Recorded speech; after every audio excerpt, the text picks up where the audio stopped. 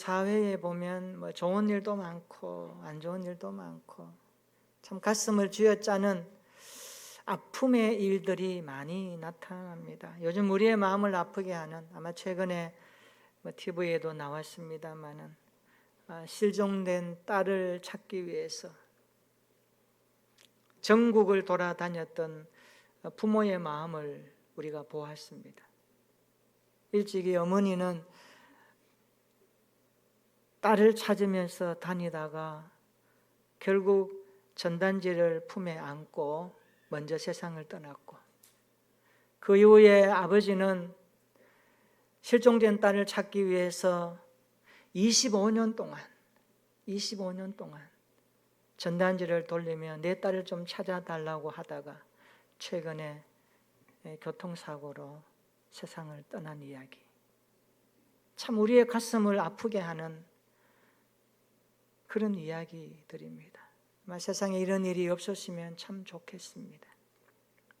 우리가 성경을 보면 참 오는 시대와 함께 이야기들이 공감하는 게 너무 많습니다. 누가복음 15장을 딱 열면 이런 것에 대한 아픔을 소개합니다. 세 가지 비유가 나오죠. 이런 양, 이런 드라크마, 이런 아들을 소개합니다. 그런데 공통적으로 이 세 가지 비유는 잃었는데 찾았습니다. 그래서 얼마나 기뻤던지 그 이야기를 오늘 우리에게 들려주고 있습니다. 우리는 이 비유에서 이런 질문을 좀 던지면서 성경을 읽었으면 좋겠습니다. 나에게 잃은 것은 무엇일까? 오늘 세상을 살아가면서 내가 잃어버린 것은 무엇이고 내가 찾아야 할 것은 무엇일까? 나는 이런 것을 찾기 위해 어떻게 살고 있는가? 내가 이런 것을 찾았다면 정말 내가 기뻐하고 있는가? 정말 이 땅에서 진정한 기쁨은 어디에서 오는가? 우리가 질문을 던지면 좀 더 명확하게 성경에 대한 들여다봄이 우리의 자세 가운데서 나타날 것입니다. 여러분, 이런 질문을 던지면서 누가복음 15장을 읽고 묵상했으면 좋겠습니다. 앞으로 몇 주 동안 이 이야기를 좀 하려고 합니다. 자, 오늘 읽었던 누가복음 15장 11절부터 32절까지는 이런 아들에 대한 비유인데 우리가 잘 아는 탕자 비유입니다. 탕자 비유. 시대마다 탕자를 다루는 작품도 많고 연극도 하고 하는데요. 우리가 잘 아는 네덜란드의 화가 렘브란트 탕자의 귀향이라는, 제가 오후 예배 때 한번 이야기했을 겁니다. 돌아온 탕자를 맞이하는 부모를 그리고 그 탕자를 그리는 렘브란트의 탕자의 귀환 속에는 많은 메시지를 담고 있습니다. 또 이 탕자의 귀향이라는 것을 가지고 헨리 나우엔 목사님은, 이분은 글을 썼어요. 탕자의 귀향이라는 책. 아주 구구절절 묘사하면서 탕자의 비유에서 던져주는 메시지를 뿌려내고 있습니다. 여러분, 탕자의 비유에서 중심 인물은 누구일까요? 탕자일까요? 첫째 아들일까요? 아버지일까요? 종일까요? 누구일까요? 관점이 참 중요한 것 같아요. 저는 여러분들이 탕자의 비유에서 중심 인물을 어디에 두느냐에 따라서 탕자의 비유에서 주시는 메시지는 확연히 다가옴이 좀 다를 겁니다. 저는 여러분에게 이런 제안을 주고 싶어요. 탕자의 비유에서 중심 인물은 누구일까? 저는 아버지라고 보고 싶습니다. 아버지. 만약에 아버지가 없었다면 집 나간 아들이 아버지 집으로 돌아왔을까? 집이 없는데 돌아오겠습니까? 아버지는 집을 지키고 있습니다. 아버지는 집이 중심입니다. 그래서 탕자의 비유에서 아버지가 중심인물로 여러분들 쭉 한번 보시면 엄청난 하나님의 은혜가 우리에게 임할 것입니다. 먼 나라로 떠났던 둘째 아들은 아버지가 없었으면 돌아오지 않았을 겁니다. 이런 말이 있죠. 부모님이 계시다가 세상을 떠나면 형제들이 잘 안 모이는 경향이 대다수 아닌가요? 우리의 일반적인 환경입니다. 부모가 참 중요합니다. 아버지가 중요합니다. 그러므로 탕자의 비유는 아버지를 중심으로 이야기가 흘러갑니다. 우리는 탕자의 비유에서 아버지가 누구인지 알아야 합니다. 육신의 아버지도 알아야 합니다. 영적인 아버지 하나님도 알아야 됩니다. 내가 믿고 있는 아버지 하나님을 알아야 됩니다. 그리고 깊이 만나야 합니다. 그리고 그 아버지가 어떤 마음으로 우리를 대하시는지도 알아야 합니다. 이것이 아버지를 향한 자녀가 해야 될 갈망 아니겠습니까? 오늘 탕자의 비유는 둘째 아들이 분깃을 요구하는 데서 시작합니다. 그거 어떻게 말하지요? 우리 12절 한번 읽어볼까요? 자, 12절입니다. 시작. 그 둘째가 아버지에게 말하되 아버지여 재산 중에서 내게 돌아올 분깃을 내게 주소서 하는지라. 아버지가 그 살림을 각각 나누어 주었더니. 아멘. 이 구절을 그냥 현대 우리의 문화 환경에서 읽으면 살림 나눠줬네, 뭐 그럴 수 있지, 이렇게 와닿는단 말이에요. 근데 당시 이스라엘의 상속법을 보면 아버지의 재산을 나눌 때에 첫째, 장남은 3분의 1을 받았습니다. 그리고 차남은 3분의 1을 받습니다. 그러니까 장남이 2배를 더 받죠. 그러니까 이게 차남이니까, 둘째니까 아버지의 재산 중에 3분의 1 몫을 달라고 하는 요구입니다. 그런데 당시에 아버지의 재산을 나누어 줄 때 시기가 중요합니다. 살아있을 때는 나누어 주지 않습니다. 죽음을 앞에 두고 죽었을 때에 자식에게 나누어 주는 상속법에 대한 당시 이스라엘의 법을 이용하면, 오늘 이 이야기는 굉장히 둘째 아들이 아버지에게 요구해서는 안 될 이야기를 하고 있다는 것을 우리가 듣게 됩니다.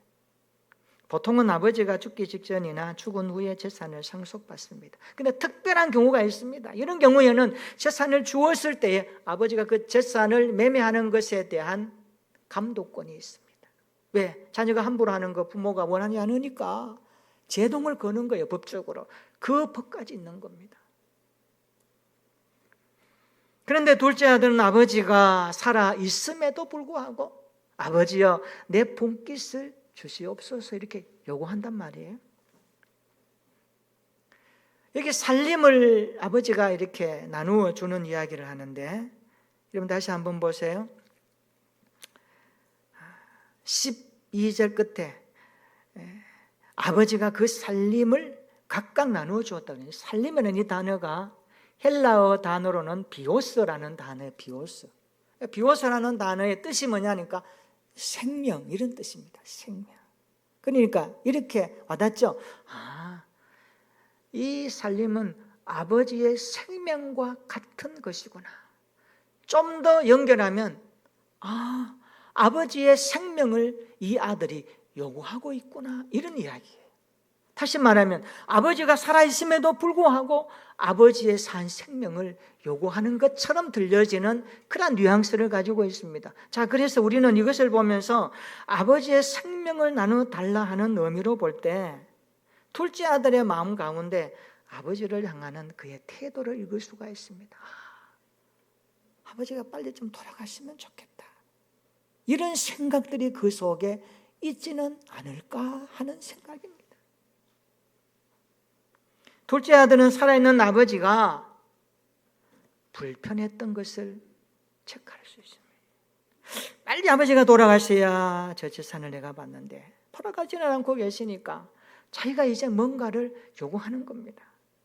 여기서 우리는 인간이 아버지를 향한 대듬, 반역, 어떻게 보면 좀 뭔가 이렇게 푸시하는 그런 자세와 태도를 보지 않습니까?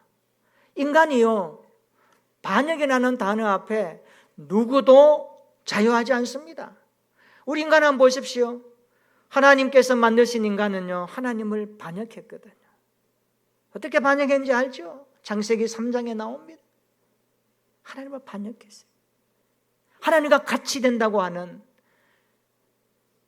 그 꼬드김에, 눈이 밝아지겠다는 그 꼬드김에 하나님이 명하신 말씀을 거스르고 인간이 반역하거든요. 사실 인류의 역사는 반역으로부터 이 땅에 하나님의 진노가 있지 않습니까? 은근키가 있고 다스림이 있고, 살아있는 아버지를 불편하게 생각하는 데서 반역은 시작된다는 것을 봅니다. 에덴 동산에서부터 사람은 하나님을 반역했습니다. 우리는 둘째 아들을 통하여 하나님께 반역하는 인간의 모습을 봅니다. 인간의 모습을 봅니다. 그러니까 우리가 성경 읽을 때 둘째 아들의 모습이 내가 이 모습이다라고 투영해서 읽어보면 굉장한 이게 말씀이 우리에게 부닥치거든요. 하나님과 같이 되어야 되겠다는 인간의 하나님의 대듭, 이것은 엄청난 반역의 시작 아닙니까? 둘째 아들을 통해 우리는 이것을 봅니다. 그뿐만이 아니죠. 둘째 아들은 아버지와의 관계를 단절하려고 합니다. 아버지로부터 자신의 분깃을 받아서 아버지를 떠나려고 합니다. 집을 떠나려고 합니다. 아버지와 아들의 관계를 많이 희석시키고 있죠. 우리는 하나님 아버지와의 관계가 끊어지면 죽습니다. 구원이 뭘까요? 구원은 하나님과의 관계 회복이 구원 아닙니까? 관계 회복을 위해서 죄 없으신 그리스도가 이 땅에 사람의 몸을 입고 성육신하신 사건, 그 예수님이 우리의 죄값을 십자가에 다 짊어지시고, 그럼 짊어졌다는 표현이 이렇게 표현하면 어떨까요? 다 뒤집어 썼어요. 저와 여러분들이 지은 모든 죄를 뒤집어 쓰고 대신 십자가에 대속의 제물이 되셨다는 겁니다. 이것을 로마서에서는 화목 제물 되었다 그래요. 왜? 관계를 회복하기 위해서. 아버지와 우리 사이에 멀어졌던 관계, 단절되었던 관계를 회복하시기 위해서 예수님이 십자가에서 화목 제물 되신 사건은 우리에게 뭘 말합니까? 너희 피조물 인간은 창조주 하나님과의 관계가 단절되면 안 된다라는 원리를 보여주지 않습니까? 이것을 우리에게 보여주고 있습니다. 그래서 신앙생활을 하면서 하나님과의 관계가 점점 더 돈독해지고 깊어져야 하는 것입니다. 이게 아버지를 알아감입니다. 그래서 신앙생활은 관계의 풍성함입니다. 아버지 하나님과의 관계가 풍성할 수 있기를 예수님의 이름으로 축원합니다. 예수님이 요한복음에 말씀하신 것처럼 너가 내 안에 내가 너 안에 있다라는 이 하나인 관계, 얼마나 풍성한 관계입니까?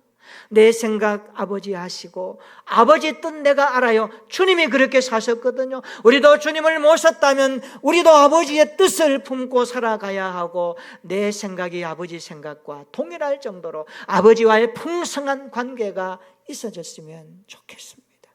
아버지의 생각은 이건데 우리 생각은 이쪽으로 가요. 그러니까 자꾸 벌어지고 자꾸 문제가 생기죠. 우리는 신앙생활에 하나님과의 관계의 풍성함을 만들어야 합니다. 둘째 아들 보십시오. 얼마나 자기 중심적이었는지 모릅니다. 그는 자기의 몫을 챙기는 데 몰두했습니다. 아버지와의 관계를 단절하면서까지 자기의 몫을 챙기는 데 혈안이 되어 있습니다. 그래서 성경을 보면 개인보다 공동체에 대한 소중함을 많이 강조합니다. 바울 서신에 보면 교회를 말할 때 교회는 개인이 아닙니다. 한 몸 공동체입니다. 개인의 소중함을 인정하지만 교회는 거룩하신 그리스도의 몸을 이루기 때문에 공동체성을 지향하면서 교회 생활을 해야 되는 것입니다. 그래서 교회는 어떤 개인의 목소리가 크면 안 됩니다. 주님의 목소리가 커야 되고 말씀이 커야 되고 기도와 찬양과 감격과 감사의 소리가 커야 될 줄로 믿습니다. 이게 이게 교회거든요. 왜냐하면 인간은 죄성을 가졌기 때문에 그래요. 죄는 자기 사랑과 이기심에서 드러나지 않습니까? 자기 사랑은 하나님을 떠난 것 때문에 나타나는 증상 아닙니까? 둘째 아들의 모습을 통해 우리는 하나님 안에 반역이, 우리 인간 안에 있는 반역이 얼마나 크다는 것을 확인할 수 있습니다. 오늘 둘째 아들은 아버지 집을 떠나 어디로 갑니까? 먼 나라로 갔다라고 말씀합니다. 우리 13절 한번 읽어볼까요? 자, 13절 시작. 그 후 며칠이 안 되어 둘째 아들이 재물을 다 모아가지고 먼 나라에 가 거기서 허랑방탕하여 그 재산을 낭비하더니. 아멘. 둘째 아들은 아버지 집에 있으면서도 이 말씀을 보면 먼 나라를 꿈꾸어 왔다는 것을 알게 됩니다. 나 빨리 아버지 재산 받아서 저 먼 나라에 가서 나 좀 멋있게 살고 싶어. 나 꿈이 있거든. 나 그 꿈 이루고 싶어. 자유가 있는 먼 나라, 아버지 집보다 더 좋은 먼 나라를 그는 생각하고 있었습니다. 둘째 아들은 아버지를 떠나 자유롭게 살고 싶은 그 먼 나라를 그는 동경했습니다. 아버지의 간섭도 없고 내 하고 싶은 대로 다 할 수 있는 그 먼 나라에서 자유를 누리며 살고 싶은 그의 심적 상태를 보지 않습니까? 혹시 우리도 먼 나라를 꿈꾸고 계십니까? 하나님 눈치 안 보고 내 마음대로 살려고 하는 마음이 우리 안에 있지 않습니까? 그렇다면 우리도 이 둘째 아들처럼 먼 나라를 꿈꾸고 있는 인간인지도 모릅니다. 늘 쳇바퀴 돌아가듯이 예배, 기도, 말씀, 찬양, 교회 생활, 직장 생활, 가정 생활, 나 싫어. 나 좀 자유할래. 나 새로운 세상, 유토피아적인 세상을 좀 바라볼래. 이런 마음 가지고 둘째 아들처럼 여러분들 갈등하지 않습니까? 그런데 여러분 탕자 비유에서 보십시오. 그것은 굉장히 위험하다는 것을 우리에게 가르쳐주고 있습니다. 신앙생활 하면서도 세상에 미련이 있는 사람은 먼 나라를 계속 바라보고 있는 사람인지도 모릅니다. 사실 먼 나라는 구원으로부터 멀어진 삶의 모습 아닙니까? 오늘 둘째 아들은 먼 나라에 갔습니다. 어떻게 살았을까요? 성경은 이렇게 말씀합니다. 우리 13절, 14절 같이 한번 읽어볼까요? 자, 13절, 14절 같이 한번 읽어봅니다. 13절, 14절 시작. 그 후 며칠이 안 되어 둘째 아들이 재물을 다 모아가지고 먼 나라에 가 거기서 허랑방탕하여 그 재산을 낭비하더니 다 없앤 후 그 나라에 크게 흉년이 들어 그가 비로소 궁핍한지라. 아멘. 13절 보세요. 허랑방탕했다 그랬습니다. 허랑방탕했다. 이게 뭘 말합니까? 절제하지 못하고 무분별하게 다 사용해버리니까 낭비해버렸다는 거. 낭비해버렸다. 낭비하다 이 말은 흩어버리다 이런 뜻입니다. 흩어버립니다. 아버지 재산을 허랑방탕 절제 없이 그냥 막 써버리고 기본대로 친구 만나면 도와줘버리고 얼마나 좋아요. 간섭도 안 해요. 내 마음대로 할 수 있어요. 자, 종을 거둬냈다는 걸 보니까 아버지의 재산이 어느 정도 될까요? 규모가 적은 게 아닙니다. 적은 돈이 아닙니다. 요즘 같으면 은행에 있으니까 야 입금해 줄 테니까 통장 개설해 할 수 있는데 아니에요. 아버지가 둘째 아들에게 재산 주기 위해서 아마 많은 걸 정리했을 거예요. 팔았을 거예요. 다 준 거예요. 3분의 1을. 그 많은 재산을 가지고 둘째 아들이 어떻게 했습니까? 여러분 어떻게 할 거예요? 여러분 같으면 1번 저축한다, 2번 자동차 산다, 3번 여행 다닌다, 4번 해외여행 간다, 어려운 사람 도와준다, 교회 건축한다. 생각 나오겠죠. 둘째 아들은 그런 거하고 상관이 없습니다. 그냥 호랑방탕, 부어라 마셔라 즐기자, 젊어서 놀아야지. 내 그동안 얼마나 아버지의 집에서 고생했는데 나도 이제 자유야. 이런 세상 아니겠어요? 이게 들여다보지 않습니까? 둘째 아들은 허랑방탕 다 흩어버렸어요. 14절 한번 보세요. 다 없앤 후에 다 없앤 후에 없는 거예요. 자, 둘째 아들이 아버지의 몫을 받아서 가서 그 먼 나라에서 허랑방탕하여 다 없앤 데에는 시간이 많이 소요되지 않았습니다. 이런 말이 있어요. 돈을 벌기는 쉬워도 쓰기는 쉽다고. 돈을 잘 써야 되는 거예요. 그 성경은 물질의 청지교식을 가져라 그래. 하나님의 뜻대로, 하나님의 방법대로 유익하게 복음을 담아내며 사람을 살리며 구원의 통로로 우리가 물질을 쓰는 것은 지혜로운 성도의 물질관입니다. 우리는 둘째 아들에게서 물질관도 어떤 건지 좀 배워야 합니다. 그렇죠? 어떻습니까? 있다고 다 쓰면 나중에 궁핍하면 이게 안 되거든요. 다 없앴습니다. 다 없앴습니다. 돈이 없네. 통장에 이렇게 긁고 보니까 점점 숫자가 떨어지네. 이제는 제로가 되었네. 어떻게 할 거예요? 끼니가 걱정되겠죠. 먹고 살아야 되니까. 물질은 사실 오래 가지 않습니다. 물질 오래 가지 않아요. 둘째 아들이 돈으로 향유하는 자유는 오래 가지 않았습니다. 물질은 영원하지 않다는 것을 보여주잖아요. 오늘 세상 사람들 물질이면 다 돼. 황금 만능주의. 돈이면 다 돼. 돈으로 다 할까? 물론 돈에 힘이 있어요. 어려울 때 돈이 있으니까 되더라고요. 그냥 돈이 우상이 되면 안 돼. 돈이 하나님 자리를 꿰차면 안 돼. 이것을 알아야 됩니다. 왜 이런 현상이 일어났을까요? 간단합니다. 그가 아버지 집을 떠나서 그의 곁에는 아버지가 안 계셔서 그렇습니다. 아버지가 있으면 돈만 쓰면 야, 너 이래 되겠니? 불러다가 때로는 매를대기까지 충고도 하고 뭐가 잔소리할 텐데 잔소리할 아버지가 안 계셔요.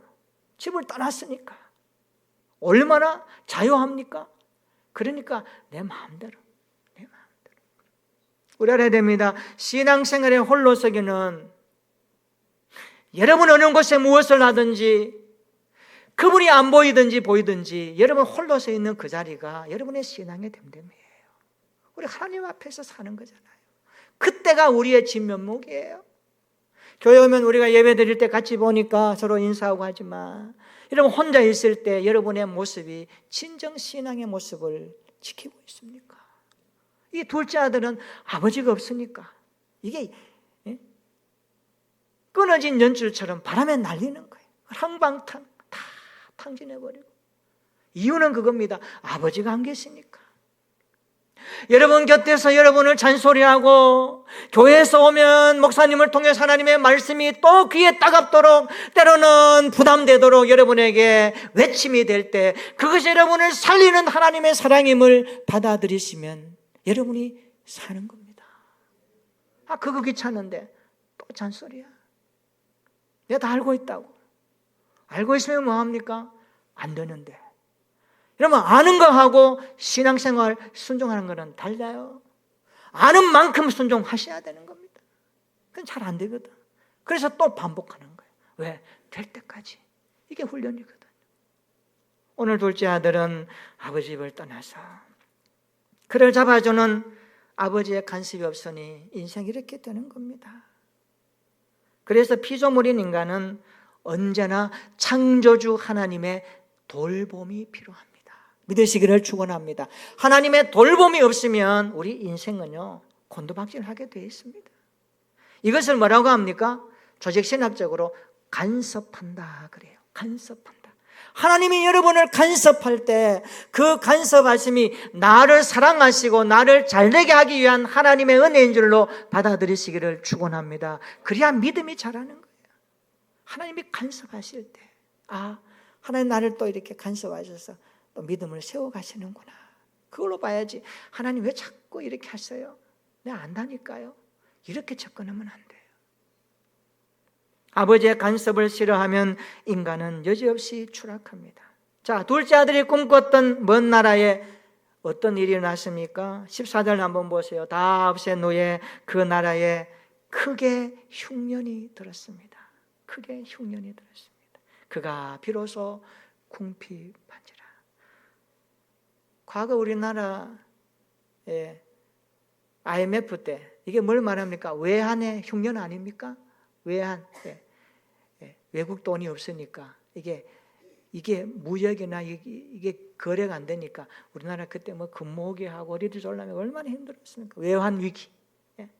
자, 이 둘째 아들이 그렇게 꿈꾸던 먼 나라에 가서 좀 잘 됐으면 좋은데 잘 못 살았어요. 아버지 품을 떠나니까 허랑방탕했어요. 다 없앤 후에 또 설상가상으로 그 나라에 흉년이 들었네요. 그냥 흉년이 아닙니다. 성경은 크게 흉년이 들었다. 여러분, 나라가 흉년되면 어떨까요? 민심이 흉흉해요. 민심이 흉흉해요. 요즘 뭐 정치, 경제, 사회, 문화적으로 좀 흉년적인 모습이 많이 보이죠. 그러니까 우리 국민들의 민심이 딱 흉흉해요. 흉흉한, 여러분 이 시대를 느끼십니까? 기도 많이 하셔야 됩니다. 북한과 우리 같이 하고 있는, 또 대국들 안에 있는 우리 반도의 나라, 세계 유일한 분단국가 대한민국. 그러나 하나님의 지금까지 붙들고 가시는 것은 하나님의 간섭과 사랑하심이 있기 때문에 오늘 이 믿음 하나 가지고 나라를 위해서 기도해야 되는 거거든요. 흉년이 들면 나라 전체에 문제가 생기고, 나라의 형편이 어려우면 민심은 흉흉해지고, 또 한번 봅시다. 이 둘째 아들은 어때요? 그 본나라 사람이 아니거든요. 외국에서 간 사람이에요. 외국인에 대한 관대함이 있겠습니까? 자기 자국민도 힘든데 어떨까요? 이중 삼중적인 고통이 아니겠습니까? 돈이 없어요.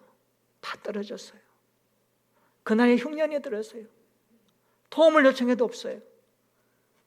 둘째 아들이 가서 살아야 했던 먼 나라에 흉년이 들은 겁니다. 자, 허랑방탕하여 재산을 다 없앤 후에 흉년이 찾아왔습니다. 그래서 궁핍함이 찾아왔다. 14절 한번 보세요. 궁핍한지라. 이 말은 더 가난하고 어렵게 되었다는 말씀입니다. 둘째 아들의 궁핍함이 그 나라의 어떤 사람보다 더 어렵게 되었다는 겁니다. 이런 매우 비참한 상태에 이르렀습니다. 자, 아버지 집을 떠나는 순간 인간은 추락한다는 것을 봅니다.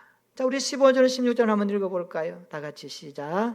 가서 그 나라 백성 중 한 사람에게 붙여 사니 그가 그를 들로 보내어 돼지를 치게 하였는데 그가 돼지 먹는 쥐염 열매로 배를 채우고자 하되 주는 자가 없는지라. 아멘. 그 나라 백성 한 사람에게 이게 붙여 산다. 이제 빌어 먹어야 되니까 빌붙여 사는 거죠. 이렇게. 그런데 그 사람이 들에 가서 돼지를 치게 했는데 돼지를 치게 하는데 돼지가 먹는 쥐염 열매를 먹고 싶어도 주는 자가 없다는 것은 사실 돼지보다 못한다는 거죠. 유대인들은 돼지를 싫어하거든요. 부정한 짐승이라고. 그만큼 추락한 인생을 보여줍니다. 돼지를 치게 되었다는 것도 그의 인생이 밑바닥에 이르렀다는 겁니다. 돼지가 먹는 쥐염 열매로 배를 채우고 싶어도 주는 사람이 없었다는 것은 되지만도 못한 삶을 그는 살고 있는 겁니다. 둘째 아들의 한없는 추락을 보십니까? 떨어지고 또 떨어지는 겁니다. 사람이 바닥으로 추락하면 정신없죠. 못 봅니다. 그래서 어떤 사람은 떠난 사람이 있어요. 그러면 안 되죠. 판단력도 흐려지고요. 하나님을 떠난 인간은 그렇다는 겁니다. 사람이 길을 포기하고 살아가는 것, 이게 뭡니까? 추락하는 인생에게 가장 정확한 단어 타락이라고 말씀하는 겁니다. 타락. 이게 타락이에요. 타락은 하나님으로부터 떠난 후부터 시작된 거거든요. 돼지는 부끄러움을 모릅니다. 사람이요 부끄러운 줄 모르면 짐승맛도 못하다 그래요. 그렇죠? 양심이 없는 거거든요. 짐승과 다를 바 없는 모습. 우리는 둘째 아들의 모습에서 타락한 인간, 죄인의 모습을 보지 않습니까? 인간성을 상실한 채 살고 있는 한 인간의 모습을 보지 않습니까? 하나님을 떠나면 이렇게 된다는 것을 보지 않습니까? 그것을 우리는 기억해야 됩니다. 자, 어떻게 기억할까요? 하나님을 떠난 사람은 궁핍함을 경험할 수 있구나.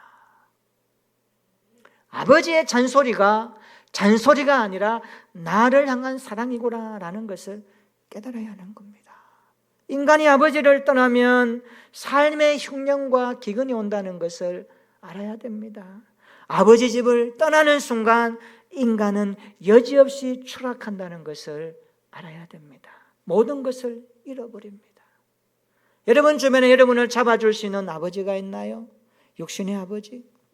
신앙적으로 여러분을 많이 사랑해주고 기도해주는 분이 있나요?